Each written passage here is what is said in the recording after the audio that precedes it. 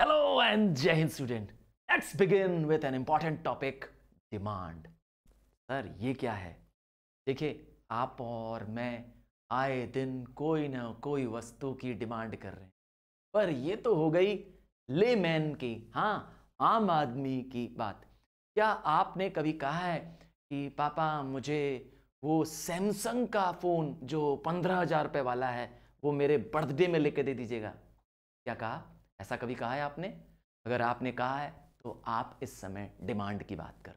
चलिए दूसरा एग्जांपल देता हूं कि आपके घर में जो शांता बाई आई है, हाँ काम वाली आई है, वो कहती है कि भैया जी मैं एक कार खरीदूंगी।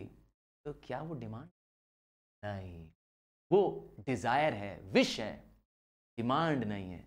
तो ये डिमांड क्या है, ये डिजायर क्या है, ये विश क्या है, आइए समझेंगे और डिटेल में जानेंगे। Demand, types of demand, factors affecting demand. आइए लेट्स सी डिमांड क्या है। तो जब हम बाजार में जाते हैं तो चीज़ों की कीमत होती है। कोई भी वस्तु खरीदने जाते हैं चीज़ों की कीमत होती है। अब आपसे पूछूंगा कि कीमत क्यों होती है, तो आप जब आप कहेंगे कि कोई चीज़ कीमत प्राइस इसलिए देना पड़ता है क्योंकि वो चीज़ यूजफुल है।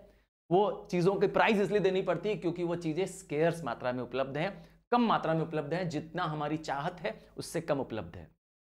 तो इसका मतलब है हर चीज जो यूजफुल है क्या उसकी कीमत है? नहीं। इसका एग्जांपल है फ्री गुड्स। फ्री गुड्स वो गुड्स होते हैं जो फ्रीली अवेलेबल हैं, हाँ नेचर में अवेलेबल हवा। क्या आप इसके लिए प्राइस पे कर रहे हो? जवाब है नहीं।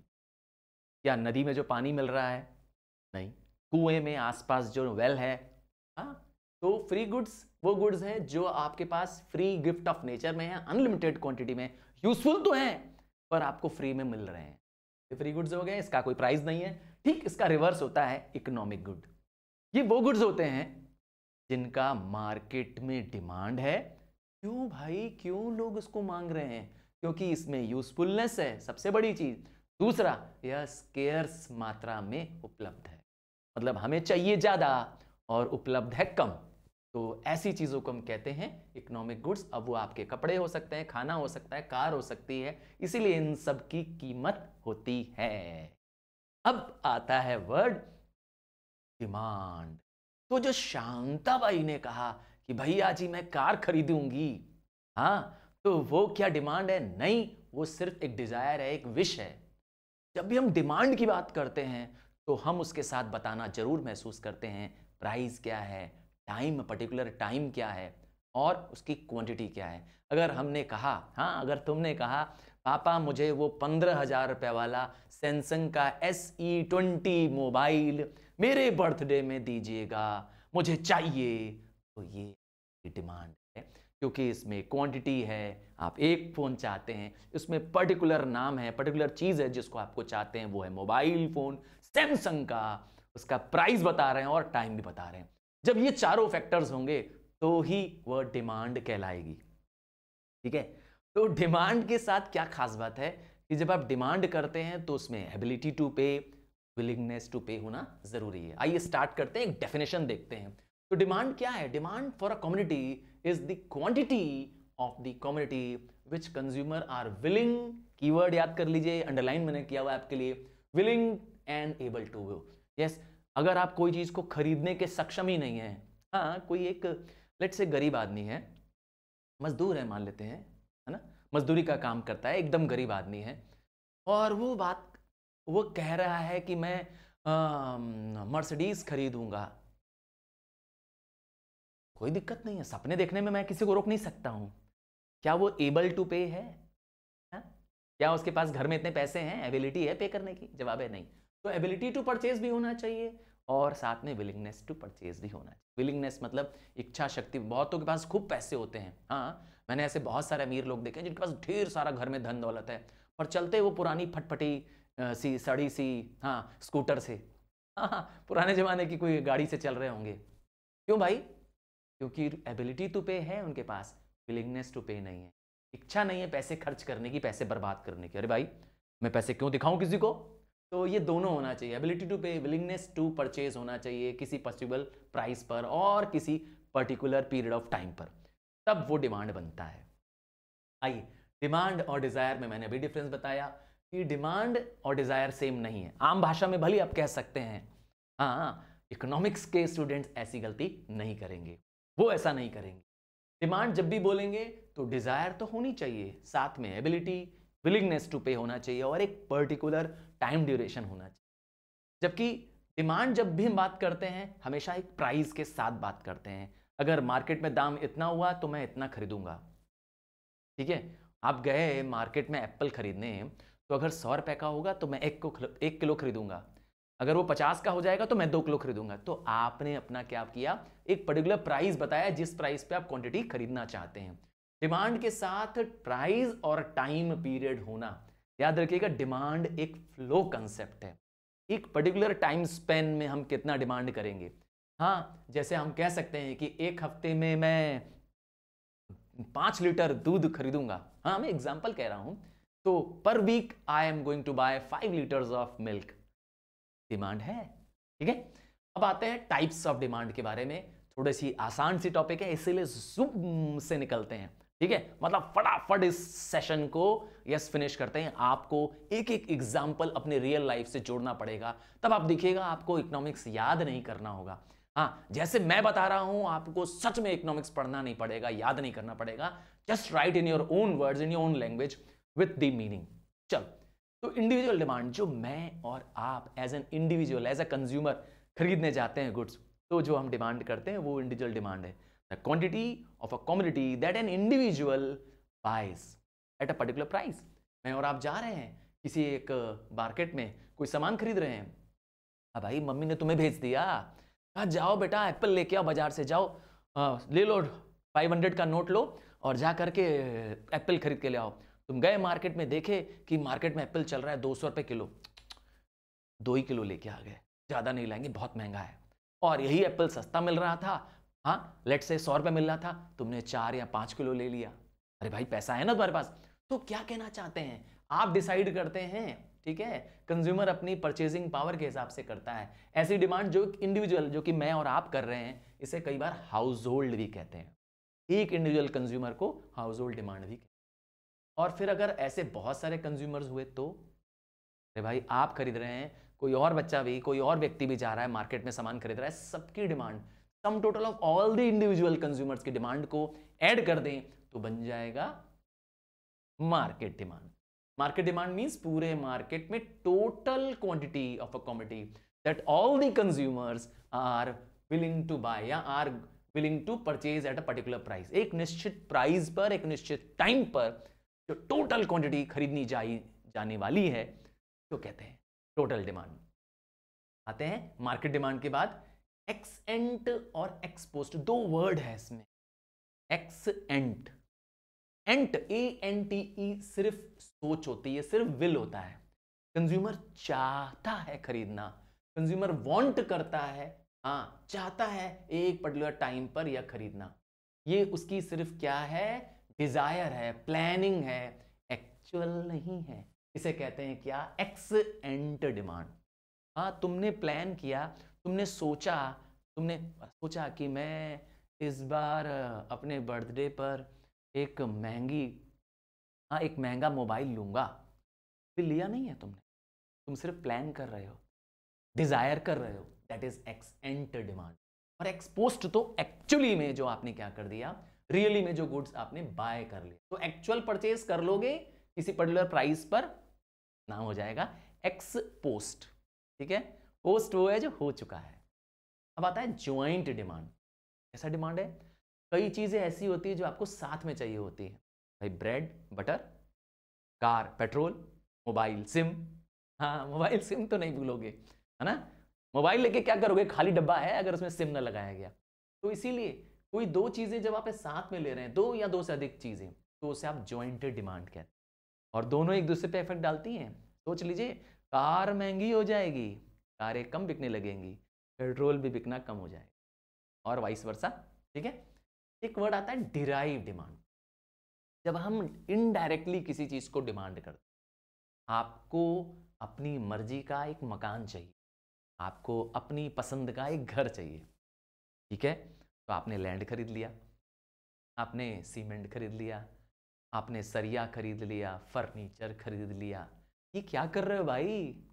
ये जो लैंड, सरिया, फर्नीचर, हाँ हाँ, ये सब क्या है? इलेक्ट्रिसिटी, ये सब क्या है? ये डिराइव डिमांड। आपकी एक्चुअल डिमांड क्या है? हाउस। तो कोई चीज ऐसी जिसको आप खरीदना चाहते हैं, जिसकी आप डिमांड करना चाहते हैं, पर उसकी जरूरत किसी दूसरे से पूरी हो रही है, ऐसी चीजों को हम डिराइव डिमांड कहते हैं। तो demand for some other community, ठीक है, डिमांड कुछ और कम्युनिटी की है, बट हमको उसकी जरूरत पूरी हो रही है। For example, demand for steel, demand for brick, demand for cement, stone, would. ये किस चीज की डिमांड है? डिमांड फॉर हाउस की है। घर चाहिए भाई तुमको, तो घर के लिए इन सबको खरीदना पड़ेगा, हाँ, क्योंकि घर तभी बनेगा। नेक्स्ट आता है कॉम्पोजिट डिमांड। कुछ ऐसी चीजें होती हैं जिनके बहुत सारे यूज होने वाले हैं। मिल्क ले लो, इलेक्ट्रिसिटी ले लो, स्टील ले लो, बहुत सारे यूजेस हैं। मिल्क के बहुत सारे यूज हैं। कुछ दूं एग्जांपल, दूं यूज दूध का। अब भाई दूध का नॉर्मली ड्रिंक करने के लिए, हाँ, लोग घर में, बहुत सारे घर में बच्चे एवरीडे दूध पी रहे हैं, हॉर्लिक्स बर्मिटा डाल के दूध पी रहे हैं, चाय पीने आने के लिए, तो कॉमन यूज हो गया। अब दूध से कभी लस्सी बन रही है, कभी छाछ बन रहा है, कभी मक्खन बन रहा है दूध का, हाँ, कहीं कहीं मलाई बन रही है, क्या कहते हो, कभी रबड़ी बना दिया, हाँ, नाम सुना ना ये सब चीज़ों का। तो सब मिल्क प्रोडक्ट हैं, पुट टू मैनी यूज, है ना, बनाओ जो चाहिए दूध का, खूब सारे यूज बनते हैं। तो ऐसी चीज़ों को हम कहते हैं कॉम्पोजिट डिमांड। डिमांड उन चीज़ों की जिन चीज़ों का बहुत सारा यूज है, ठीक है। अब आता है एक बहुत इंपॉर्टेंट टॉपिक, हाँ, बहुत इंपॉर्टेंट टॉपिक आ रहा है जिसे हम डिटर्मिनेंट्स ऑफ डिमांड या फैक्टर्स अफेक्टिंग डिमांड। तो वो फैक्टर्स जिन पे हम डिपेंड करते हैं, मैं और आप कोई चीज़ खरीदने जाते हैं मार्केट में, हाँ, कोई चीज़ खरीदते हैं तो इनको सोचते हुए चीज़ खरीदते हैं। हाँ, मैं अभी साबित कर दूंगा, तुम और मैं ऐसा कई बार कर रहे हैं। सबसे पहला आता है प्राइस ऑफ द कमोडिटी। हाँ, लेट्स से आप बाजार में एप्पल खरीदने गए, एग्जाम्पल है नॉर्मल जिंदगी में क्या मुझे पूरा उम्मीद है कि आप भी बाजार में घर की छोटी मोटी शॉपिंग्स तो कर लेते हैं, घर का सामान वामान खरीद के आ जाते होंगे, है ना। तो आपको परचेज करना है कोई वस्तु, मैंने एग्जांपल दिया एप्पल। तो ये जो जिस प्रोडक्ट की हम बात कर रहे हैं, जिसको हम कह रहे हैं कि एप्पल, इसकी प्राइस इंक्रीज हो जाएगी तो आप कम खरीदें, और वाइस वर्सा प्राइस डिक्रीज हो जाएगी तो आप इसको ज्यादा खरीदेंगे। ये ह्यूमन नेचर है। हम इसे कहते हैं inverse relationship between the price and the quantity demanded. ये बेसिक नियम है। प्राइस महंगा होगा आप चीजें कम लेंगे, प्राइस सस्ता होगा आप उसी की ज्यादा क्वांटिटी खरीदेंगे। तो ये क्या है? ये है प्राइस डिमांड। ये मैं और आप हमेशा कर रहे हैं। जिस वस्तु की हम बात कर रहे हैं, जिसे हम कह रहे हैं ओन प्राइस, जिस कमोडिटी की हम बात कर रहे हैं उसी की प्राइस की बात कर रहे हैं। अगर मैंने बात की एप्पल की, तो एप्पल का प्राइस अगर महंगा है तो हम कम खरीद के आएंगे। दाम महंगा है कम खरीदेंगे, दाम सस्ता है वही एप्पल हम ज़्यादा खरीद लेंगे। ये बेसिक ह्यूमन नेचर है।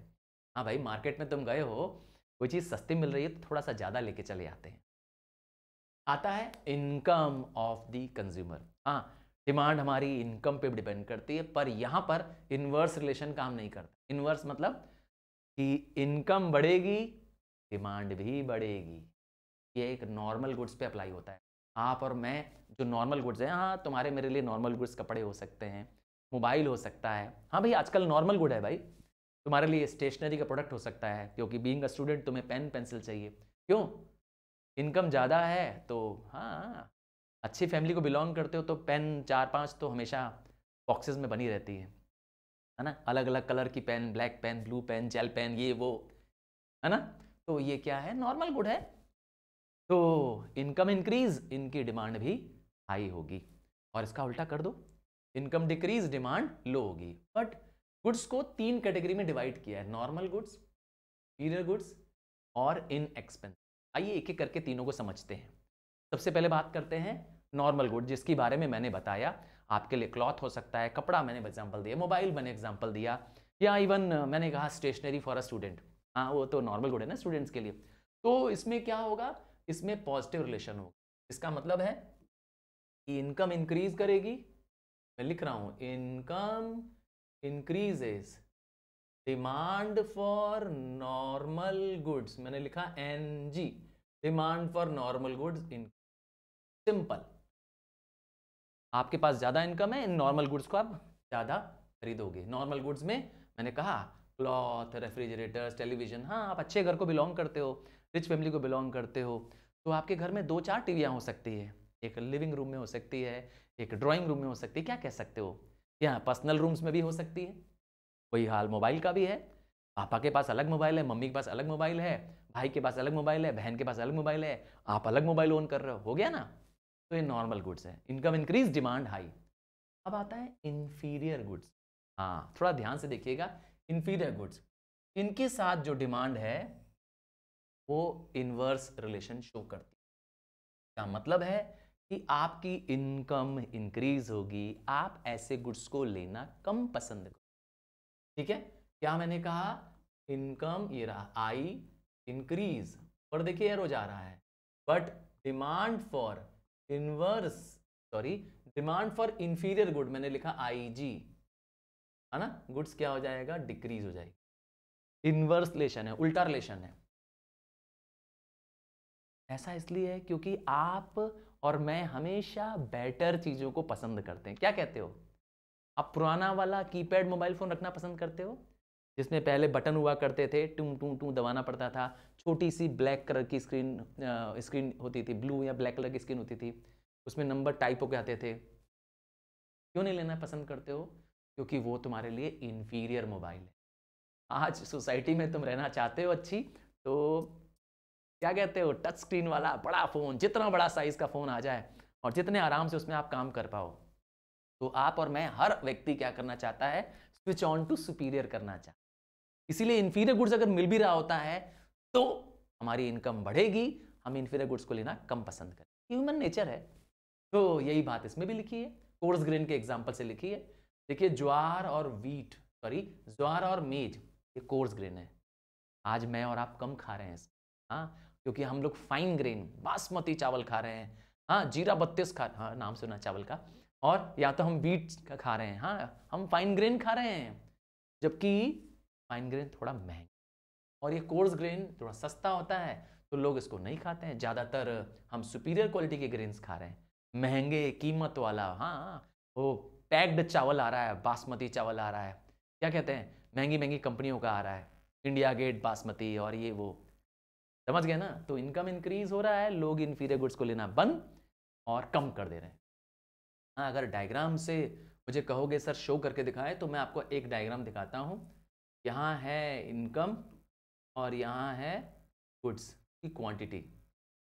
इंफीरियर गुड्स की क्वांटिटी क्या होने लगती है, इनकम इंक्रीज होने पे डिक्रीज होने। देखिए कर्व, देखिए कहाँ जा रहा है, अंदर की तरफ। यहाँ पे इनकम है वाई एक्सिस पे, डायग्राम को देखिए ध्यान से। तो इंफीरियर गुड्स की क्या हो रहा है, क्वांटिटी डिक्रीज हो रही है, इनकम इंक्रीज होने में डिक्रीज हो रही है। हाँ, अगर आप इसी कर्व में नॉर्मल गुड्स कहोगे तो ये रहा कर्व, ये रहा नॉर्मल गुड्स, मैंने लिख दिया NG नॉर्मल गुड्स के लिए। तीसरा और आखिरी टाइप का गुड्स भी बता दूं, ये आ रहा है इनएक्सपेंसिव गुड। इनएक्सपेंसिव, हाँ, वो चीज़ जो बहुत कम प्राइस की है बट आपके लिए नेसेसिटी है। नमक, चीनी, माचिस, हाँ मैच बॉक्स, तो इन सबको आप इनएक्सपेंसिव गुड कहते हो क्योंकि इनकी बहुत ज़्यादा कीमत नहीं होती है, बट हाँ ये आपके लिए ज़रूरत की चीज़ बहुत है। बिना घर में सॉल्ट के, क्या कहते हो, बिना शुगर के काम चलेगा। तो इनके साथ क्या खास बात है कि इनकम इंक्रीज होगी, आप इनका भी कंजम्पशन इंक्रीज करेंगे। पर क्या करेंगे, बहुत ज़्यादा पैसा कमाते हैं पापा, तो क्या करेंगे, खूब नमक डाल देंगे खाने में कि मम्मी खूब नमक डालो, पापा बहुत पैसा कमाते हैं, क्या कहते हैं, नहीं। कभी नहीं। तो इनके साथ क्या रूल है, इनएक्सपेंसिव गुड्स के साथ, कि इनकम इंक्रीज होगी, डिमांड तो इंक्रीज होगी, but at a certain point इसकी इंक्रीज बंद हो जाएगी। तो कुछ इस तरीके से जाएगा इसका इंक्रीज, ऊपर जाएगा फिर जाकर के स्टेबल हो जाएगा। देखिए स्ट्रेट लाइन चले गई, थोड़ा इंक्रीज हुआ, मैं लिख दे रहा हूं IN इनएक्सपेंसिव गुड, और यहां लिख दिया इंफीरियर गुड्स। तो इस तरीके से आपने एक इनकम और क्वांटिटी के कर्व में देख लिया तीनों को, इनकम और क्वांटिटी के कंपैरिजन में 3 टाइप के गुड्स हैं। अब आप नहीं भूलेंगे, एग्जाम्पल याद रखोगे तो मैं कंफर्म कह रहा हूं नहीं भूलोगे। तो इस तरीके से आपने रिलेशन देखा, डिमांड का relation with level of income, इसीलिए इसका नाम है इनकम डिमांड। जब प्राइस के साथ पढ़ा था तो उसका नाम था प्राइस डिमांड। आइए अगला फैक्टर पढ़ते हैं। हम डिपेंड करते हैं, हाँ मैं और आप कंज्यूमर हैं, टेस्ट और प्रेफरेंस पे। क्या हम चीज़ पसंद करते हैं? जैसे तुमको पसंद है, लेट्स से डेनिम जीन्स पसंद है, तो मार्केट में नई और latest variety of denim jeans तुम खरीदना पड़ोगे, चाहे उसके दाम महंगे ही क्यों ना हो। क्या कहते हो? महंगा होगा तो भी डेनिम ही लोगे, डेनिम जीन्स लोगे। तो ये क्या है? ये है हमारे टेस्ट पे डिपेंड करता है। कुछ चीज़ें जो मुझे पसंद आती हैं, अगर वो महंगी भी होंगी पर मेरी पसंद है वो चीज़, तो मैं ज़रूर लूँगा। जैसे कुछ लोग ब्रांड की चीज़ें लेना पसंद करते हैं, ठीक है ना। कुछ लोग टीवी या कुछ लोग एडवर्टाइजमेंट देख करके इन्फ्लुएंस्ड हो जाते हैं और उस बेसिस पे अपनी डिमांड रखते हैं, करते हैं ना हम लोग। तो इस पे भी हमारा डिमांड डिपेंड करता है। और डिमांड डिपेंड करता है रिलेटेड गुड्स के प्राइस पर। अभी रिलेटेड गुड्स क्या होते हैं? हाँ, वो गुड्स जो एक दूसरे को इन्फ्लुएंस करते हैं उन्हें कहते हैं रिलेटेड गुड्स। गुड्स के price of one affects the other. ये दो टाइप के होते हैं। पहला होता है सब्स्टिट्यूट गुड्स। सबसे अच्छा एग्जांपल दूं सब्स्टिट्यूट का, टी और कॉफी। टी एंड कॉफी ये एक दूसरे के सब्स्टिट्यूट हैं। सब्स्टिट्यूट मतलब होता है कि दोनों ही गुड्स आपकी नीड को सेटिस्फाई कर सकते हैं। आपकी जो सेम टाइप की नीड है दोनों ही सेटिस्फाई कर सकते हैं। आप एक के बदले दूसरे को, हाँ को अगर बेवरेज पीने की तलब लगी है तो आप कोल्ड ड्रिंक सॉरी आप टी पी सकते हैं, और नहीं टी अवेलेबल नहीं है तो कॉफ़ी से भी काम चला सकते हैं, क्योंकि टी और कॉफ़ी दोनों ही बेवरेज ड्रिंक में आते हैं। उसी तरह से कोक और पेप्सी दोनों ही काले हैं, दोनों ही काला मीठा पानी है। भैया कोक नहीं मिल रहा है, पेप्सी दे दो, चलेगा काम मेरा। जिसको आदत है वो आदत है। तो इसमें क्या इफेक्ट पड़ता है? जैसे ही प्राइस ऑफ टी, मैंने लिख दिया पी प्राइस, जैसे ही प्राइस ऑफ टी इंक्रीज होगा, डिमांड फॉर कॉफी। देखा ध्यान से, देखा ध्यान से, प्राइस ऑफ टी इंक्रीज हुआ पर डिमांड ऑफ कॉफी इंक्रीज हुआ। क्यों? बहुत सिंपल सा रीजन है। जैसे ही प्राइस महंगी हो जाएगी टी की, तो जो चाय पीने वाले कस्टमर हैं उनकी सेटिस्फैक्शन कॉफी से भी हो सकती है, तो वो कॉफी की तरफ शिफ्ट कर क्योंकि हर व्यक्ति क्या करना चाहता है? बेटर गुड्स की तरफ स्विच ऑन करना चाहता है और बहुत ज्यादा प्राइस भी देना नहीं चाहता है, तो नतीजा कॉफी पे चला जाता है। समझ गए? अब आते हैं कॉम्प्लीमेंट्री गुड्स की बात करते हैं। ये कैसे गुड्स होते हैं? कुछ ऐसे गुड्स होते हैं जो साथ में कंजम्पशन करने पड़ते हैं आपको। आप अकेले उस गुड्स को नहीं ले पाएंगे। ब्रेड लिया तो सादी ब्रेड नहीं खा पाओगे। क्या कहते हो? ब्रेड जैम खाना पसंद है तुमको, ब्रेड जैम। ब्रेड बटर खाना पसंद है तो ब्रेड बटर। उसी तरह से कार पेट्रोल, ये कॉम्प्लीमेंट्री गुड। इनमें खास बात क्या है? इन दोनों का कंजम्पशन एक साथ करना होता है। दे आर यूज्ड ज्वाइंटली और दे आर कंज्यूम्ड टुगेदर। साथ में हम कंज्यूम करते हैं। हाँ, जैसे ही कार पेट्रोल का एग्जांपल से समझाता हूं। जैसे ही प्राइस ऑफ पेट्रोल, देखिए ध्यान से, जैसे ही प्राइस ऑफ पेट्रोल इंक्रीज होने लगेगा, ये price of petrol increase, demand of car decrease होने लगेगी। मानते हैं कि नहीं? क्योंकि पेट्रोल महंगा होगा तो लोग कार लेने की डिमांड कम करेंगे, कहेंगे अरे नहीं भाई पेट्रोल महंगा हो रहा है, कार मत लो अब। हाँ, क्योंकि कार बहुत कम एवरेज देती है। तो क्या रिलेशन है दोनों के बीच में? इनवर्स रिलेशन है। इनकी प्राइस और क्वांटिटी के बीच में इनवर्स रिलेशन है। तो इस रिलेशन को हम लोग कहते हैं क्रॉस डिमांड या क्रॉस प्राइस इफेक्ट, जिसमें वस्तु कोई और है, इफेक्ट किसी और पे पड़ रहा है ना। मतलब प्राइस किसी और का, डिमांड किसी और की इफेक्ट पड़ रही है। ठीक है, इसीलिए इसको कहते हैं क्रॉस प्राइस या सिंपली क्रॉस डिमांड इफेक्ट। कुछ और फैक्टर्स भी हैं जो हमारे डिमांड पे असर डालते हैं। हमारे एक्सपेक्टेशन। मैं और आप क्या करते हैं? हमेशा आने वाले कल के हिसाब से भी चीज़ें खरीदते हैं। अगर आज गोल्ड महंगा है और हमें लग रहा है आने वाले दिनों में गोल्ड और महंगा हो जाएगा, तब क्या करोगे? महंगा है तो कम खरीदोगे? नहीं, और खरीद लोगे, क्योंकि तुम्हें उम्मीद है कि कल दाम और बढ़ने वाला। तो इसे कहते हैं हम लोग क्या? Consumer expectation. तो कंज्यूमर्स अगर किसी फ्यूचर के बारे में, किसी वस्तु के फ्यूचर के बारे में, फ्यूचर प्राइस के बारे में है ना, या उसकी अवेलेबिलिटी के बारे में सोचना है। कल आपको लगे कि कोई चीज़ मार्केट में नहीं मिलेगी, आज ही खरीद के रख लो, तो आज महंगा होगा तो भी लेकर रख लोगे, आज दाम ज़्यादा होगा तो भी रख लोगे, क्योंकि आपकी एक्सपेक्टेशन है। ठीक है ना। ऐसे ऐसे एक्सपेक्टेशन सब में भी हम लॉ ऑफ डिमांड फॉलो नहीं करते। कुछ चीज़ें होती हैं जो आप और मैं क्रेडिट लेने में पसंद करते हैं।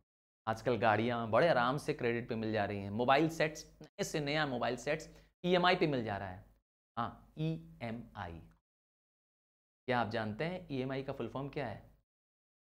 हाँ, मुझे बताइए, मैं जानना चाहूँगा कि आपको ईएमआई इक्वली या इक्वेटेड मंथली इंस्टॉलमेंट, हाँ, बड़े आराम से मिल रहा है आजकल ईएमआई में चीज़ें। किस्तों में पैसा दो, आज मोबाइल ले जाओ और धीरे धीरे करके पैसे देते रहना।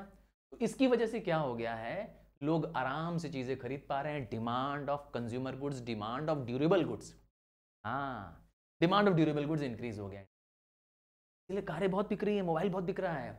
और तो और एक सबसे बड़ा प्रॉब्लम है हमारे यहाँ शोबाजी का। इसे कहते हैं, शोबाजी को कहते हैं मेरी भाषा में डिमॉन्स्ट्रेशन इफेक्ट। क्योंकि आज दिखावे की दुनिया है।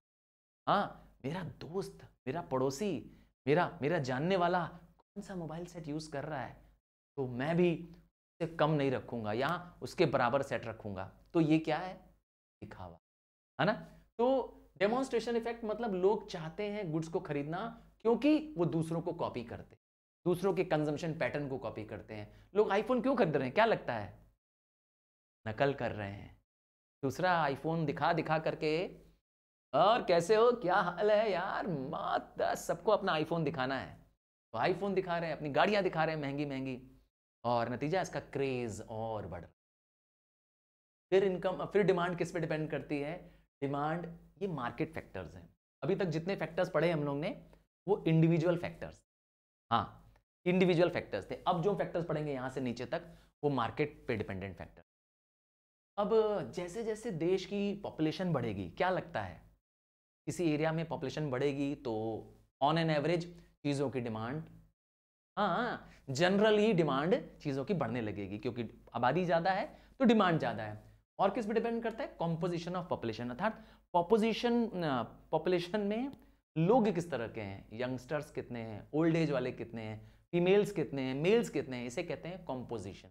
एक अज्यूम करते हैं कि किसी एक एरिया में बहुत यंगस्टर्स रहते हैं, वहाँ बहुत सारे कॉलेजेस हैं, हाँ, स्कूल्स हैं, वहाँ बहुत सारे हॉस्टल्स हैं। क्या लगता है? वहाँ पर यंगस्टर्स का क्राउड खूब होगा, वहाँ पर चटर पटर की दुकान, हाँ, चाट गोलगप्पे रेस्टोरेंट्स की दुकान, फोटो स्टेट्स की दुकान खूब चलेगी। क्या कहते हो? वहाँ पर कैफेज बहुत चलेंगे, है ना, क्योंकि कंजम्पशन, हाँ, डिपेंड, कॉम्पोजिशन ऑफ पॉपुलेशन। तो पॉपुलेशन पे भी डिपेंड करता है हमारा डिमांड। आइए कुछ और पॉइंट्स बचे हैं। डिमांड डिपेंड करता है इनकम पर भी। अगर देश में इक्विटेबल डिस्ट्रीब्यूशन ऑफ इनकम हो, अर्थात रिच और पुअर का गैप बहुत ज़्यादा नहीं है, ज़्यादातर क्या है, लोग एक दूसरे की इनकम के बराबर हैं, सब समानता बराबर इक्वली रिच हैं, तो वहाँ पर क्या होगा, वेरी वेरी हाई डिमांड होगी, उस देश में बहुत हाई डिमांड होगी। हाँ, मैं बता सकता हूँ यूएस में ऐसा बहुत ज़्यादा है। तो हमारे देश में, हर देश में wide gap between rich and the poor. एक अंबानी है, एक खानदानी है, हाँ, एक चेहरा नूरानी है, अरे भाई, एक एकदम जमीन पे लेटा हुआ है, एक एकदम जिसके पास खाने को नहीं है, और एक का कुत्ता क्या करता है, मर्सिडीज में रहता है, हाँ, उसके पास अपना एसी कमरा है, कुत्ते के पास चॉकलेट मिल्क शेक दूध पीता है वो का डॉग, और एक के बच्चे के पास भी खाने को नहीं। हाँ, दोनों ही कॉन्ट्रास्ट है हमारे देश में। तो wide gap between the rich and the poor है। तो वहां पर क्या होता है, लग्जरी बहुत ज्यादा बिकती है या नेस्टी बिकती है। ध्यान दीजिएगा, लग्जरी या नेस्टी बिकती है, जहां डिस्ट्रीब्यूशन ऑफ इनकम अनइवन है। फिर क्लाइमेटिक फैक्टर पे भी डिपेंड करता है। अब देखिए विंटर्स आ गए तो हम लोग ने क्या किया, स्वेटर्स की डिमांड करना शुरू कर दी, वुलन जैकेट्स की डिमांड करना शुरू कर दी, हीटर्स, गीजर्स, क्या कहते हैं। तो क्लाइमेट पे भी डिमांड डिपेंड करती है। आजकल कोई एसी या कूलर्स नहीं खरीद रहा है, अरे भाई, क्लाइमेटिक फैक्टर, समझ गए। और कुछ डिमांड तो सरकार भी डिसाइड कर देती है, कुछ डिमांड तो सरकार भी अपने अंडर कंट्रोल करना चाहती है अपनी पॉलिसी बनाकर। अब सरकार को गुटखा, पान मसाला, शराब और सिगरेट्स को चाहती है चेक करना, चाहती है कि इसकी डिमांड कम हो मार्केट में, सरकार इस पे एक्साइज ड्यूटी लगा देती है, इस पे जीएसटी लगा देती है, इसको महंगा कर देती है खूब। क्या कहना चाहते हैं? तो सरकार भी अपनी पॉलिसी बना करके डिमांड को कंट्रोल कर सकती है। बहुत सिंपल तरीका है सरकार के पास। तो ये 11 फैक्टर्स हैं जिस पे डिमांड डिपेंड करती है। इन सब को हम कहते हैं फैक्टर्स अफेक्टिंग डिमांड या डिटर्मिनेंट्स ऑफ डिमांड। अब बारी किसकी है? इसी से मिलता जुलता अगला टॉपिक है, आपको सेम पॉइंट लगेगा, हम बोलने जा रहे हैं, नाम है डिमांड फंक्शन। हाँ, कोई अलग चीज नहीं है, सेम चीज है।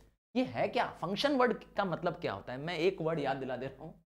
जब भी फंक्शन वर्ड आए, आगे बहुत बार आएगा आपके पास ये फंक्शन वर्ड, तो जैसे ही फंक्शन शब्द आए तो इसके लिए कीवर्ड है फंक्शनल रिलेशनशिप। क्या कीवर्ड है? Functional relationship. अरे भाई, किसके बीच में फंक्शनल रिलेशनशिप? तो functional relationship between demand and its determinant. तो जिसका फंक्शन है, डिमांड का फंक्शन है, तो डिमांड और उसके डिटर्मिनेंट, जिसको हम फैक्टर्स कहते हैं, उनके बीच में क्या रिलेशन है? यही रहा definition, relation between demand and its determinant. देखिए कैसे सिंबॉलिकली लिख रहे हैं, demand of commodity N is functional relation, F ये क्या है? यही है functional relationship between the price of the commodity, income of the consumer, trend in the market, expectation of the consumer, habits of the consumer, government policy. यही सब पढ़ा था हम लोग ने ना, यही सारे फैक्टर्स पढ़ते और डॉट डॉट इसलिए लगा दिया। तो ये क्या है? ये एक इक्वेशन है। देखिए इक्वेशन है ना कि नहीं, इक्वल टू लगा दिया कि नहीं? तो ये एक इक्वेशन है, नाम है डिमांड। एक तरह का डिमांड का और उनके फैक्टर्स के बीच में क्या रिलेशन है, इसको रिप्रेजेंट करने का एक शॉर्ट हैंड तरीका, शॉर्ट हैंड वे है बताने का। आइए अगला टॉपिक आते हैं, लॉ ऑफ डिमांड के बारे में बात कर। लॉ, हाँ, इस लॉ को बहुत बेसिक लॉ माना गया है और ये आप और मैं हमेशा कर रहे हैं, आप और मैं ऑब्जर्व कर रहे हैं। मैंने बताया हम मार्केट में जा रहे हैं, मैं और आप मार्केट में जा रहे हैं और ये बहुत बार कर रहे हैं। जैसे मैं एग्जांपल दूं कि मैं मार्केट में गया, देखा कि चीज़ें बहुत महंगी है, तो अभी कम खरीद के चले आते, और चीज़ें सस्ती होती हैं वही की ज़्यादा क्वांटिटी भी लेके चले आते हैं। ये ह्यूमन नेचर है, मैंने बताया। तो लॉ ऑफ डिमांड भी यही कहता है क्या रिलेशनशिप है प्राइस का और क्वांटिटी डिमांडेड, बस इसके रिलेशन को बताता है। पर ये क्या बताता है? ये बताता है कि दोनों के बीच में इनवर्स रिलेशन है। इसका मतलब प्राइस इंक्रीज होगा, क्वांटिटी डिमांडेड क्या हो जाएगी? डिक्रीज होगी। यही बताता है। इसे बहुत बेसिक और मोस्ट नोन लॉ कहा गया है। ये रहा स्टेटमेंट ऑफ द लॉ। मैं आपके लिए लॉ का स्टेटमेंट पढ़ दे रहा हूं। Demand, law of demand states that, ये कीवर्ड है, इसको आप गायब नहीं कर सकते। क्या कीवर्ड है? Other things remaining same. अगर अदर थिंग्स रिमेन सेम रहे तो quantity demanded of a commodity increases when it's price fall and decreases when the price rise. यहां बहुत बेसिक वर्ड है कि दोनों के बीच में, क्वांटिटी के बीच में और क्वांटिटी डिमांडेड के बीच में और प्राइस के बीच में इनवर्स रिलेशन है। बहुत सिंपल भाषा में, price increase, quantity demanded decrease. अब आता है क्या चीज सर आप कह रहे थे कि बहुत इंपॉर्टेंट है, क्यों कह रहे थे सर कि other thing remaining the equal? ये other thing remaining the equal क्या है? यही है इसके अजम्पशंस। हाँ, यही अजम्पशन ये है कि लोगों की इनकम नहीं चेंज होनी चाहिए, क्योंकि मैंने कहा लॉ ऑफ डिमांड सिर्फ एक चीज पे डिपेंड करता है, वो है प्राइस ऑफ द ओन, हाँ, price of the own community, own price of the community. और क्या नहीं चेंज होना चाहिए? मैंने कहा कंज्यूमर की इनकम नहीं चेंज होना चाहिए, वरना लॉ ऑफ डिमांड को फॉलो नहीं करेगा। उसके टेस्ट प्रेफरेंस नहीं चेंज होने चाहिए, रिलेटेड गुड्स के प्राइस नहीं चेंज होने चाहिए, प्राइस ऑफ नॉर्मल गुड होना चाहिए, population, age composition, distribution of income, expectation, देखा वो सारे फीचर्स जो हमने पढ़े थे इससे पहले, फैक्टर्स पढ़े थे ना 11, वो सब कुछ चेंज नहीं होना चाहिए। इवन गवर्नमेंट पॉलिसी भी वर्ड यहाँ पे लिख सकते हो कि नहीं चेंज होनी चाहिए। इन सब की वजह से क्या होगा? हाँ, लॉ ऑफ डिमांड ऑब्जर्व नहीं करेगा। इनमें से कुछ भी चेंज हो गया, लॉ ऑफ डिमांड की धज्जियां उड़ जाएंगी। समझ गए? आइए अब आते हैं डिमांड को शेड्यूल से समझते हैं। ये सच शेड्यूल क्या होता है? आओ, शेड्यूल देखने की चीज नहीं है, बनाने की चीज है। इधर मैंने लिखा प्राइस और इधर लिख रहा हूं क्वांटिटी, ठीक, शॉर्ट फॉर्म लिख दिया प्राइस क्वांटिटी। प्राइस है 100 रुपीज, क्वांटिटी परचेज कर रहे हैं हम 1। प्राइस है 90, क्वांटिटी परचेज कर रहे हैं 2। अगेन प्राइस है 80, हम क्वांटिटी परचेज कर रहे हैं 3। तो क्या शो कर रहा है कि प्राइस तो डिक्रीज हो रहा है, देखिए प्राइस तो डिक्रीज हो रहा है, क्वांटिटी डिमांडेड क्या हो रहे हैं, इंक्रीज हो रही है। बट हमने आपको एक टेबल से दिखाने की कोशिश की, table showing various prices and quantity demanded at that prices. इस टेबुलर रिप्रेजेंटेशन को कहते हैं शेड्यूल। कीवर्ड है क्या, शेड्यूल। हाँ, शेड्यूल नहीं, शेड्यूल। तो क्या होता है शेड्यूल, एक टेबुलर स्टेटमेंट। किस चीज का स्टेटमेंट है, एक तरफ वेरियस प्राइसेस है और एक तरफ वेरियस क्वांटिटीज है। अब ये भी दो टाइप के होते हैं, इंडिविजुअल और मार्केट। जब हम इंडिविजुअल की बात करेंगे तो demand by an individual consumer होगा। एक सिंगल हाउस होल्ड, एक सिंगल कंज्यूमर जो क्वांटिटी खरीद रहा है, उसको रिप्रेजेंट करने के लिए अगर शेड्यूल बनाएंगे तो मैंने जो बनाया अभी वो क्या था, हाँ भाई वही तो था, इंडिविजुअल। और ये मार्केट शेड्यूल क्या होता है सर, वो सारे लोग जो इंडिविजुअल्स मार्केट में खरीद रहे हैं उनका सम टोटल कर दो। हाँ भाई, लेट्स से कंज्यूमर ए कितना डिमांड कर रहा है, कंज्यूमर बी कितना डिमांड कर रहा है, कंज्यूमर सी कितना डिमांड कर रहा है। मान लेते हैं मार्केट में तीनों कंज्यूमर्स थे, तीनों की डिमांड को ऐड कर दो, अब जो आएगा वो क्या कहलाएगा, सिंपल मार्केट डिमांड शेड्यूल। मतलब सारे कंज्यूमर्स की मार्केट की डिमांड को अगर आप टेबल में रिप्रेजेंट कर दो बन जाएगा मार्केट डिमांड। अब इसी डिमांड शेड्यूल को अगर आपने ग्राफिकली प्लॉट कर दिया तो क्या बन जाएगा, एक कर्व बन जाएगा। हाँ, स्ट्रेट लाइन नहीं बनेगी कभी भी, हमेशा बनेगा तो एक कर्व बनेगा, ठीक है। तो ये एक ग्राफिकल रिप्रेजेंटेशन है। कीवर्ड है डिमांड कर्व में क्या होता है, एक ग्राफ होता है, कुछ इस तरीके का ग्राफ होता है। यहाँ पर होता है प्राइस y एक्सिस पे और x एक्सिस पे होता है क्वांटिटी, और left to right downward sloping curve बनता है। देखा कर्व आपने, ये जनरल स्लोप है, left to right downward sloping या कॉन्वेक्स टू ओरिजिन या नेगेटिव स्लोपिंग कर्व। हाँ, इसके कई सारे नाम हैं, negative sloping, left to right downward sloping, या कॉन्वेक्स टू ओरिजिन, या रेक्टेंगुलर हाइपरबोला। हाँ सर, आपने इतने नाम बता दिए, सब इसी शेप को कह रहे हैं, हाँ जो कह रहे हैं। तो ये क्या है, कर्व क्या है, कर्व पिक्चराइजेशन है। जो शेड्यूल आपने देखा, अगर हमने उस शेड्यूल को x और y एक्सेस में अगर प्लॉट कर दिया होता तो वो डिमांड कर्व बन जाता, ठीक है।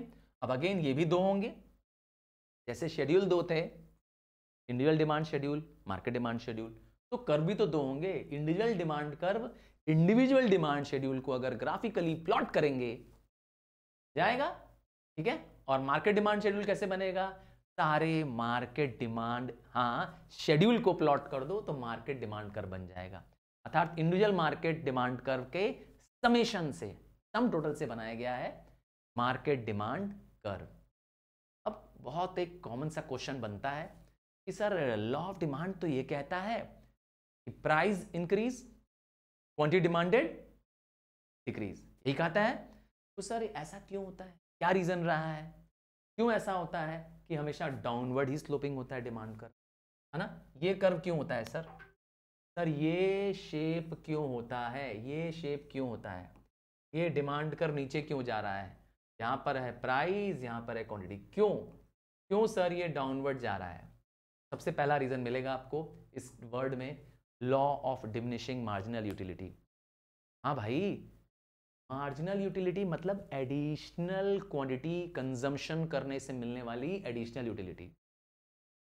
जैसे कि आपने एक चपाती खाई, आपको यूटिलिटी मिली 20, ध्यान से समझिएगा। आपने 2 चपाती खाई, आपको यूटिलिटी मिली 25।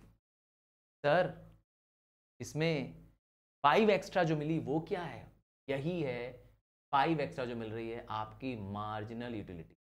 पहली यूटिलिटी आपकी 20 थी, पर आपने देखा बाद में यूटिलिटी क्या है आपकी, सिर्फ 5। तो मार्जिनल यूटिलिटी आपकी क्या हो रही है, डिक्रीज हो रही है। तो यही ये लॉ कहता है, with every increase in the consumption the marginal utility keeps on declining. और जब यूटिलिटी कम होती है तो मैं और आप जो कंज्यूमर हैं उसका कम पैसा देना चाहते हैं। Consumer is willing to pay less because he is going to get lesser utility in consumption of more of the community. इसीलिए हर एडिशनल यूनिट के लिए एक कंज्यूमर को कम सेटिस्फेक्शन मिल रही है। अब सेटिस्फेक्शन कम मिल रही है तो अपनी मार्जिनल यूटिलिटी को मैक्सिमाइज करने के लिए, अर्थात हर एक कंज्यूमर क्या करना चाहता है, मैक्सिमम लेवल ऑफ सेटिस्फेक्शन पे करना चाहता है। तो इसीलिए वो क्या करता है, मार्जिनल यूटिलिटी जैसे जैसे कम होती है प्राइस भी वैसे वैसे वो कम देना पसंद करता है। ठीक है ना। अर्थात ज्यादा ज्यादा कीमत देने को तैयार नहीं होगा जब वो ज्यादा एडिशनल गुड्स खरीदना लगता है। इसीलिए left to right downward sloping हो जाती है। आइए दूसरा इफेक्ट आता है इनकम इफेक्ट। हाँ, बहुत सारे लोग सोचते हैं कि इसमें लोगों की इनकम चेंज होती है इसलिए। नहीं, नाम इनकम इफेक्ट है पर इसका इनकम से रिलेशन नहीं है, रियल इनकम से रिलेशन है, मनी इनकम से नहीं है। हाँ, मैंने ये नहीं कहा कि आदमी की इनकम 50,000 है और बढ़ करके 60,000 हो गई है या 1 लाख हो गई है। ना, ऐसा नहीं कह रहा हूं मैं। इसे हम कहेंगे रियल, रियल इनकम इंक्रीज हो रही है। जरा देखिए तो एग्जांपल पे कि प्राइस ऑफ वस्तु कितनी है और क्वांटिटी डिमांडेड क्या है। ठीक, ध्यान से देखिएगा, आप समझिएगा। यहां प्राइस, यहां क्वांटिटी और यहां लिख देता हूं इनकम। ठीक है, इनकम मैंने लिख दिया शॉर्ट फॉर्म इनकम। इनकम है आदमी की लेट से 1000 रुपया। ठीक, इनकम 1000 है। कोई वस्तु, हाँ लेट से कोई वस्तु है बाजार में, उसकी प्राइस है 200 रुपया। कितनी क्वांटिटी खरीद पाएगा वो? 5। सिंपल सा नियम है, अगर 200 रुपए की वो वस्तु है तो वो 5 खरीद पाएगा। 200 × 5 1000 खर्चा। अब ध्यान से देखना, इनकम अभी भी उसकी कितनी है? 1000 है। तो कहीं मनी इनकम चेंज हुई? नहीं, पर मैं अभी आपको साबित कर रहा हूं कि उसकी रियल इनकम चेंज हो गई। अरे रियल क्या कि नंबर ऑफ यूनिट्स कंज्यूम करने की एबिलिटी इंक्रीज हो गई। क्यों? क्योंकि प्राइस फॉल। अब देखिए प्राइस क्या हो गई? प्राइस गिरने से अब उसके खरीदने की क्षमता बढ़ गई। उसी इनकम में, इनकम सेम है 1000 है, पर अब क्योंकि प्राइस कम हो गई है तो अब वो ज्यादा खरीद। तो हो गया लॉ ऑफ डिमांड ऑपरेट। देखिए लॉ ऑफ डिमांड ऑपरेट कर रहा है, प्राइस डिक्रीज हो रही है, क्वांटिटी डिमांडेड इंक्रीज कर रही है। इसी फिनोमेना का नाम रखा गया है इनकम इफेक्ट। समझ गए ना। इनकम इफेक्ट बताता है कि कंज्यूमर की परचेजिंग पावर इंक्रीज हो गई, उसकी रियल इनकम इंक्रीज हो गई, अब वह उसी इनकम में ज्यादा खरीद पा रहा है। इसी से जुड़ा एक शब्द और है, नाम है सब्स्टिट्यूशन इफेक्ट। फिर से आपको सब्स्टिट्यूट का एग्जांपल दूंगा, टी कॉफी, है ना, हमने पढ़ा था टी कॉफी। तो जैसे ही मैं और आप एक कंज्यूमर हैं, हम क्या चाहते हैं? अपनी वांट का सेटिस्फेक्शन चाहते हैं, पर क्या अधिक कीमत देना चाहते हैं? नहीं, मुझसे बोलोगे तो मैं भी नहीं चाहता और तुम भी नहीं चाहते होगे। क्यों फालतू पैसे खर्चे करें? तो हम लोग सब्स्टिट्यूट खोजते हैं वस्तुओं के। तो इसमें क्या बताया गया है, जैसे ही कोई सब्स्टिट्यूट, कोई वस्तु जिसका सब्स्टिट्यूट उपलब्ध है मार्केट में, वह मार्केट में आप तब लेना पसंद करोगे जब आप जिस गुड्स को खरीद रहे हो वो महंगा हो गया है। ठीक है ना। जैसे कि अभी थोड़ी देर पहले हमने टी और कॉफी का एग्जांपल दिया। तो when the price of a commodity falls, the price of substitute may not change. ठीक है, हो सकता है सब्स्टिट्यूट का प्राइस चेंज ना हो रहा हो, जैसे कि टी और कॉफी में। ठीक है, प्राइस ऑफ टी, मैं एग्जांपल दे रहा हूं, 5 रुपीज है। प्राइस ऑफ कॉफी अज्यूम करता हूं कितनी है? 10 रुपया है। ठीक है, मैंने लिख दिया T, price of T 5, price of coffee 10। अब जैसे ही price of T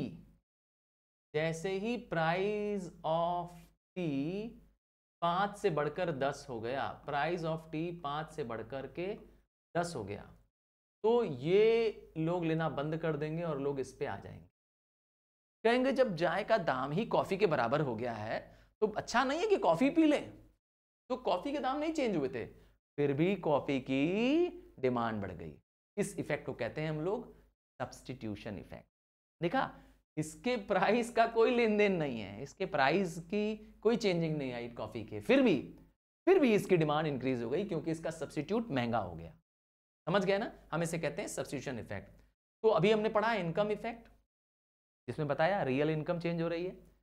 monetary income नहीं चेंज हो रही है। दूसरा बताया सब्स्टिट्यूशन इफेक्ट, इन दोनों को मिला के हम लोग कहते हैं कई बार प्राइस इफेक्ट, इन दोनों के सम टोटल को कहते हैं प्राइस इफेक्ट। हाँ, मैं आपको इसको ऐसे भी शो कर सकता हूं। अब आता है क्यों left to right downward slope करता है डिमांड कर्व। इसका एक रीजन और भी है कि नंबर ऑफ कंज्यूमर इंक्रीज हो जाते हैं। देखो बेसिकली जब चीजें महंगी होती हैं तो लोग कम खरीद पाते हैं, या जो बहुत रिच होते हैं वही खरीदते हैं। जैसे मैं बताऊं, जब मार्केट में एलईडी टीवी आई, हाँ जब मार्केट में एलईडी टीवी आई, या जब मार्केट में नया मोबाइल फ़ोन लॉन्च हुआ था, हाँ जब बड़े टच स्क्रीन फ़ोन लॉन्च हुए, बड़े महंगे हुआ करते थे। टच स्क्रीन फ्रेंड शुरुआत में बड़े बड़े महंगे हुआ करते थे। हाँ 40-50 हज़ार के फ़ोन हुआ करते थे। तो हर घर में शायद एक हो जाए तो बहुत बड़ी बात है ना। या रिच फैमिलीज ले लिया करती थी, एक आठ तो ले लेती थी उनकी फैमिलीज में।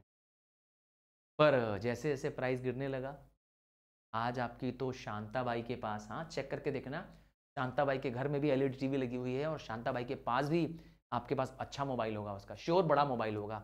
हाँ आपके यहाँ जो काम वाली आती है ना, पता करके देख लेना, उसके पास भी मोबाइल फ़ोन होगा, टच स्क्रीन वाला होगा, बड़ा वाला होगा, 6 इंच वाला। तो क्या हुआ, प्राइस डिक्रीज हो गई, नंबर ऑफ कंज्यूमर्स क्या हो गए, इंक्रीज हो गए। समझ गए ना, ये बेसिक रूल है। वो लोग जो पहले नहीं खरीद पा रहे थे, हाँ क्योंकि जब बहुत महंगा था तो सिर्फ वेरी फ्यू रिच पीपल खरीद पाते थे।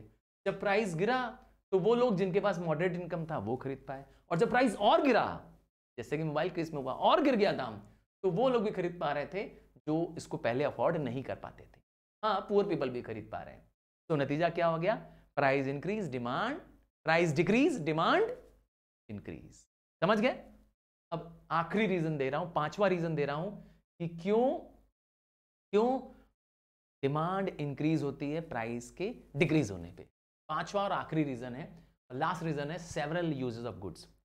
मैंने बताया था कंपोजिट डिमांड के बारे में, मिल्क के बारे में, इलेक्ट्रिसिटी के बारे में, स्टील के बारे में। क्या कि मिल्क अगर बहुत महंगा होगा तो लोग मिल्क को लेना बंद नहीं करेंगे, ज़्यादा से ज़्यादा क्या करते, थोड़ा कम क्वांटिटी खरीद लेंगे। हाँ मिल्क कोई कुछ क्वांटिटी कम खरीद लेंगे, क्योंकि घर में अगर छोटे बच्चे हैं तो दूध तो पिलाना ही पिलाना है उनको, चाहे घर में लोग बड़े को पीने की आदत होती ही होती है, तो इसीलिए दूध तो लेना ही लेना है ना। वेस्टेज नहीं करेंगे दूध का, कुछ और काम नहीं करेंगे, बस ज़रूरत की चीज़ें इस्तेमाल कर लेंगे। पर अगर दूध सस्ता हो जाए तो, दूध सस्ता हो जाएगा तो आज लस्सी बनेगी, आज दही जमेगी, कल दूध की मिठाई बनेगी, क्या कहते हो, दूध का मक्खन बनेगा, और दूध के बहुत सारे प्रोडक्ट। तो प्राइस डिक्रीज होने पे क्या हो रहा है, ऐसे गुड्स जिसके मल्टीपल यूजेस हैं, जो कंपोजिट डिमांड है, उसके बहुत अदर यूजेस लोग करना शुरू कर देते हैं, क्योंकि प्राइस डिक्रीज डिमांड।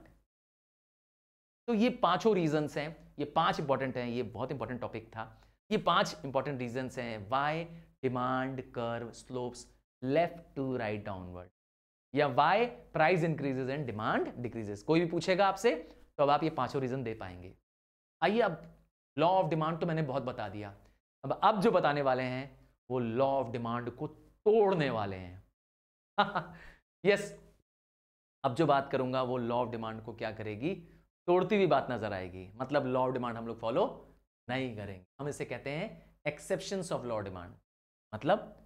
मतलब कि प्राइस भी इंक्रीज हो रही है फिर भी लोग ज्यादा खरीद रहे हैं। लॉ ऑफ डिमांड टूट गया ना, लॉ ऑफ डिमांड तो टूट गया, price increases, quantity demanded also increases, law of demand टूट गया, या वाइस वर्सा। इसे कहते हैं exceptions to law of demand. ठीक है ना। कब कब होता है, आइए देखें। सबसे पहला है गिफेन्स गुड। सर रॉबर्ट गिफेन नाम के एक महान इकोनॉमिस्ट थे, हाँ ब्रिटिश इकोनॉमिस्ट थे। उन्होंने इंडस्ट्रियल वर्कर्स पे जब स्टडी किया तो उन्होंने इस फिनोमेना को डिस्कवर किया। क्या देखा वो बताते हैं। उन्होंने देखा कि कुछ ऐसे गुड्स होते हैं जिनको हम इन्फीरियर गुड्स कहते हैं। ये वो गुड्स होते हैं जिसमें एक कंज्यूमर एक बड़ी पार्ट ऑफ द इनकम अपनी स्पेंड करता है। हाँ, एक वर्कर जो इंडस्ट्री में काम करता है उसकी इनकम बहुत कम होती है, मजदूर जिसे कहते हैं ना, पर अपनी कमाई का एक बड़ा हिस्सा क्या करता है, वो सिर्फ खाने में लगाता है, और खाता भी क्या है, कोर्स ग्रेन लेता है। कोर्स ग्रेन मतलब सस्ता अनाज लेता है। तो क्या बुराई है इसमें, कोई बुराई नहीं है, ये इन्फीरियर गुड्स तो है, पर जैसे ही उसकी इनकम इंक्रीज होती है, ध्यान से सुनिएगा, जैसे ही उसकी इनकम इंक्रीज होती है वो इनको अब लेना कम चाहता, क्योंकि वो अब switch on to superior goods का। तो कोर्स गेन जैसे ज्वार बाजरा हो गया, मैंने बताया, इनकी डिमांड ज्यादातर मैंने कहा पुअर पीपल करते हैं। तो जैसे ही क्या होता है, इसकी प्राइस फॉल हो जाती है, ये सस्ता हो जाता है। अब चाहे तो वो व्यक्ति ज्यादा खा सकता है, बोलता है नहीं, बल्कि अब क्या करता है, उसको खरीदने की पैसे जो बचते हैं वो इस्तेमाल कर लेता है सुपीरियर गुड्स को। हाँ, प्राइस फॉल होता है इस मेज का, इस ज्वार बाजरा का, तो इसको और खरीदने की बजाय, क्योंकि इनकम बढ़ गई, ज्यादा खरीद लो, नहीं, यहां पर वो कंज्यूमर क्या करता है, कुछ पैसे लगा करके सुपीरियर गुड लेना पसंद है ना, क्योंकि उसके गुड्स की इनटेक करने की तो लिमिटेड एबिलिटी है ना, खाना तो लिमिटेड ही गुड्स है ना, तो इसीलिए वो क्या बेटर पसंद करता है, सुपीरियर गुड्स को लेना पसंद। यहां पर वो लॉ ऑफ डिमांड फॉलो नहीं कर रहा है ना, कि प्राइस डिक्रीज डिमांड इंक्रीज नहीं कर रहा है। एक आता है और example, snob appeal. Snob appeal का मतलब होता है, कुछ लोग सामान इसलिए खरीदते हैं क्योंकि दूसरों को जलाना है, दूसरों को एनवी करना है, स्टेटस दिखाना है, अपना हिंदी बोले तो भौकाल बनाना है, हाँ, अपना रुतबा दिखाना है। तो ऐसा वेबलिन ने देखा था। वेबलिन ने देखा कि कुछ गुड ऐसे होते हैं जिन्हें हम कहते हैं कंस्पीकियस कंजम्पशन, अर्थात शोबाजी का, मेरी भाषा में, यूपी की भाषा में भौकाल का कंजम्पशन, ठीक है ना। तो ये गुड्स इसलिए डिमांड होते हैं क्योंकि इसको लेके बहुत खुशी मिलती है, लोगों को इंजॉयमेंट मिलती है, दूसरों को जलता हुआ देख, दूसरों को एनवी करने के लिए, दूसरों को जलाने के लिए खरीदते हैं कई बार। हाँ भाई, महंगा मोबाइल फोन लोग इसलिए खरीद रहे हैं कि उसमें आदमी तो निकल के तो ना आता है, फोन तो फोन ही है ना। आईफोन लोगे क्या होगा, क्या आदमी चल के बाहर आ जाता है क्या, पर बस वो जूठा एप्पल सबको दिखाना है कि देख मेरे एप्पल में जूठा एप्पल है, देख तू, ये एक फिनोमेना बन जाता है। हाँ, महंगी गाड़ियां भी यही काम कर रही हैं, पहिए तो 4 ही होते हैं ना मर्सिडीज में, ये 6 पहिए होते हैं, पर पैसा हम लोग खूब देते हैं मर्सिडीज का, खूब ऊंचे दामों में मर्सिडीज खरीद लेते हैं, रॉयल्स रॉयस खरीद लेते हैं, समझ गया ना। करती तो मंजिल तक पहुंचाती है ना, कि जन्नत ले जाती है, पहुंचाती तो आपके डेस्टिनेशन तक ही है ना वो महंगी गाड़ी। पर मैंने कहा स्टेटस सिंबल। अब आता है इमरजेंसीज। हाँ, लॉ ऑफ डिमांड इमरजेंसीज में हम नहीं ऑब्जर्व करते, कभी युद्ध आ जाए, कभी फेमाइन आ जाए, हाँ, अगर किसी देश से हमारे पास लड़ाई हो जाए तो आप क्या करेंगे, हाँ, आप महंगे में भी अनाज खरीद लेंगे, महंगे में भी जरूरत का सामान खरीद लेंगे, आप उस समय प्राइस को कंसिडर। हाँ, आपके घर में कोई बीमार हो जाए फॉर एग्जांपल, और कोई इमरजेंसी में मेडिसिन चाहिए हो, क्या करेंगे, लॉ डिमांड देखने की कोशिश करेंगे, उस समय जाएंगे दुकानदार से, क्या कीमत तय करेंगे, अरे पैसा फेंकेंगे और सामान दवा लेके चले आएंगे तुरंत की। तो ये भी चीजें हैं, समझ गए ना। तो आप कुछ चीजों को होल्ड कर लेते हैं, कुछ चीजों को संभाल कर रख लेते हैं जब कोई, हाँ, एबनॉर्मल सिचुएशन होती। कुछ लोगों का ऐसा भी मानना है, हाँ, प्राइस क्वालिटी रिलेशनशिप या क्वालिटी प्राइस रिलेशनशिप, कुछ लोग ऐसा मानते हैं, शायद आप में से भी कुछ ऐसे होंगे, हाँ, तुम में से भी कुछ ऐसे होंगे जो ये बिलीव करते हैं कि महंगा है तो अच्छा है। क्या तुम भी ऐसा मानते हो? अगर ऐसा मानते हो तो इसे कहते हैं वेबलिन इफेक्ट। हाँ, थॉर्स्टीन वेबलिन नाम के एक महान इकोनॉमिस्ट ने इसको बताया था। ऐसा एक सोच है लोगों की। हाँ, लोग आजकल ब्रांड लॉयल क्यों हो रहे हैं, क्योंकि उनको मालूम है अच्छे ब्रांड का चीज़ ले रहे हैं तो क्वालिटी तो अच्छी होगी ही होगी, भले उसके लिए खूब अच्छी कीमत देनी पड़ जाए, क्योंकि उनको मानना है कि कीमत अच्छी दे रहे हैं तो क्वालिटी भी। हाँ, आईफोन खरीदने वाले दीवाने इन सब फिनोमेना पे आईफोन खरीदते हैं, समझ गए। आइए एक और पॉइंट आ रहे हैं, नाम है चेंज इन फैशन। ये क्या कहता है, चेंज इन फैशन क्या कहता है? तो बहुत सारी चीज़ों का डिमांड चेंज इन फैशन पे भी डिपेंड करता है। हाँ, बहुत सारी चीज़ों की डिमांड क्या करती है, फैशन पे भी डिपेंड करती है। ये क्या होता है? अरे भाई, आजकल जो ट्रेंड चल रहा है वही ना खरीदोगे। अगर आजकल ट्रेंड चल रहा है डेनिम जीन्स का, तो क्या पहनोगे, सलवार कुर्ता पहनोगे? क्या कहते हो? तो इसीलिए हम लोग क्या करते हैं, हाँ, कस्टम के हिसाब से आज जो मार्केट में चल रहा है, जो ट्रेंडिंग है, वो करते हैं। तो चेंज इन फैशन ये कहता है कि जैसे जैसे फैशन चेंज होता है वैसे वैसे हम क्या करते हैं, डिमांड चेंज। और जो जिन ट्रेंडिंग चल रही होती है, भले वो महंगी होगी, फिर भी हम उसी को लेना पसंद करते हैं। तो यहां पर हम लॉ ऑफ डिमांड क्या करते हैं, फॉलो करते हैं? नहीं, यहां भी हम लॉ ऑफ डिमांड फॉलो नहीं कर रहे हैं। सब है exceptions to the law of demand.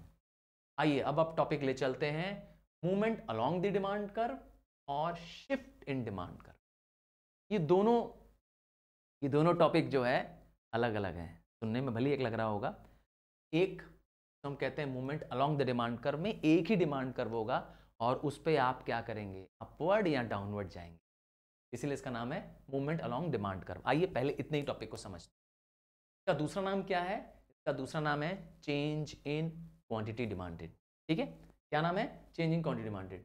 इसमें क्या होता है, इसमें अमाउंट ऑफ क्वांटिटी चेंज हो रही है।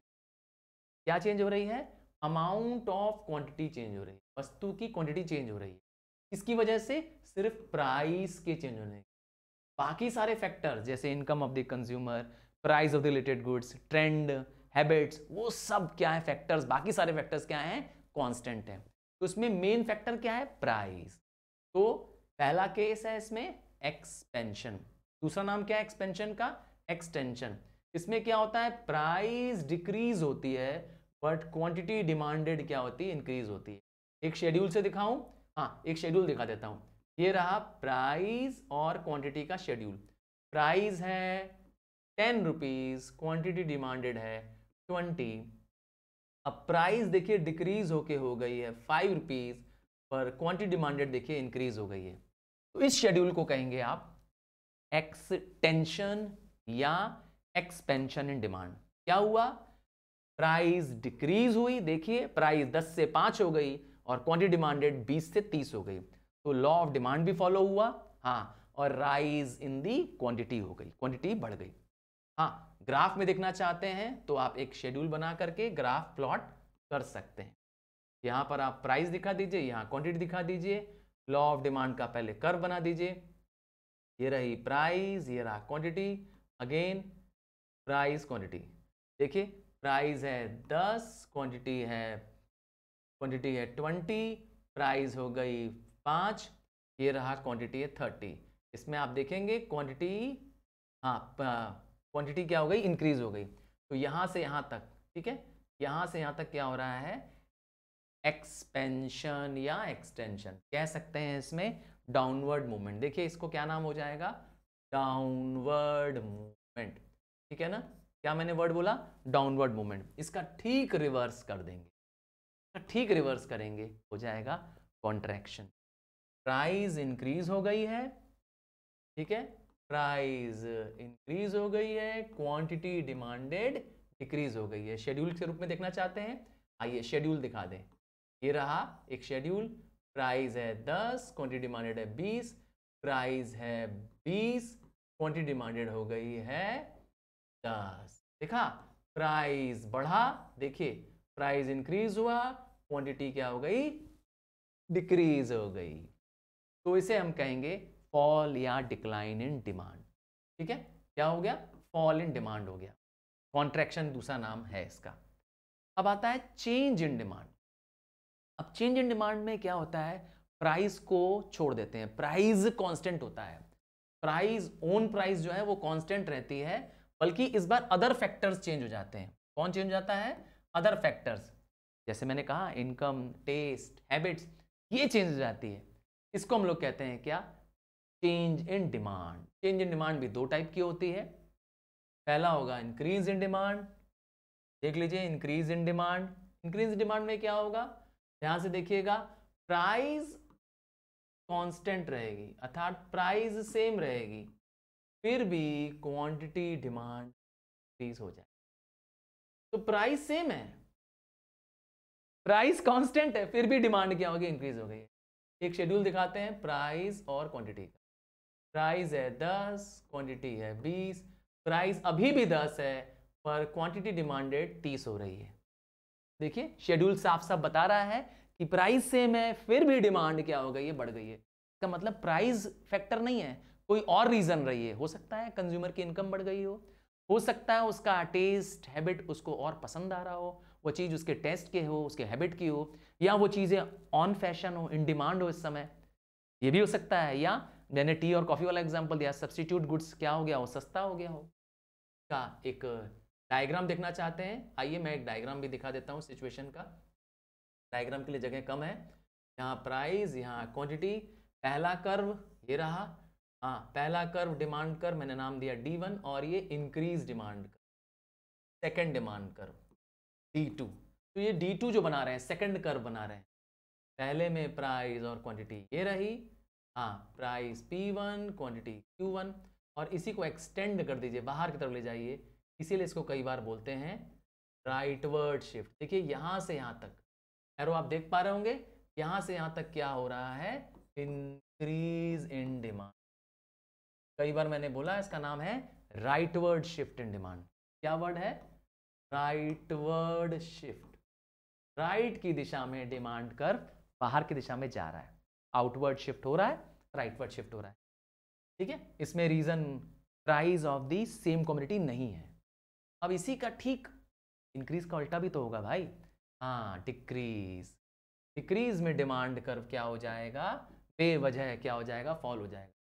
प्राइस होगी कांस्टेंट, अर्थात प्राइस चेंज नहीं करेगी, प्राइस चेंज नहीं करेगी, पर फिर भी क्वांटिटी डिमांडेड क्या हो जाएगी, फॉल। शेड्यूल से देखो, एक शेड्यूल दिखाता हूं, प्राइस और ये क्वांटिटी है, प्राइस है 10, क्वांटिटी लोग खरीद रहे थे 20, प्राइस अभी भी 10 है पर लोग खरीद रहे हैं 10। क्या हो गया, क्वांटिटी डिमांडेड डिक्रीज, प्राइस तो कांस्टेंट है, तो इसमें अदर फैक्टर्स की वजह से हो रहा है। इनकम या तो कंज्यूमर की कम हो गई होगी, या अब उसका टेस्ट अब वो चला गया है, या कह सकता हूं पॉपुलेशन उस एरिया की डिक्रीज हो गई है। तो कुछ और फैक्टर्स हैं price of the own community के अलावा, ठीक है, जिसकी वजह से क्या हो रहा है, क्वांटिटी डिमांड डिक्रीज हो रही है। शेड्यूल देख लिया आपने, अब एक कर्व देख लीजिए, ये बड़ा सा कर्व देख लीजिए, ये रहा ओरिजिनल कर्व D1 और ये रही उसकी प्राइस, यहां रहा प्राइस और नीचे की तरफ क्वांटिटी वाई एक्स एक्सिस में। अब देखिए क्या हो रहा है, अब नया कर्व डिमांड कर्व कहां बन रहा है, अंदर की तरफ। देखिए डॉटेड कर्व मैंने बना दिया अंदर की तरफ। ये जो अंदर के डिमांड कर्व बन रहा है वो इंडिकेट कर रहा है लेफ्टवर्ड शिफ्ट या इनवर्ड शिफ्ट, आप इनवर्ड से भी याद कर सकते। तो डिक्रीज लेफ्टवर्ड होता है, इनवर्ड होता है, पूरा का पूरा डिमांड कर्व ही एक नया डिमांड कर्व आ जाता है। रीजन मैंने बता दिया, रीजन बहुत सिंपल है कि इसमें अदर फैक्टर्स इंपॉर्टेंट है, प्राइस जो है of the own community constant. So this brings to the end of the entire chapter demand and laws of demand। हाँ, आपका ये बेसिक चैप्टर पूरा का पूरा हमने कवर कर दिया है एक शॉट में। कहीं भी और किसी जगह पे भी आप इस वीडियो को चेक कर सकते हैं, गो थ्रू कर सकते हैं, अपनी स्पीड अपने ज़रूरत के हिसाब से चेंज कर सकते हैं, बट पूरा वीडियो ज़रूर देखिएगा और अपने कंसेप्ट को स्ट्रॉन्ग करिएगा। चलिए मिलते हैं अगले वीडियो में, बाय फ्रॉम now।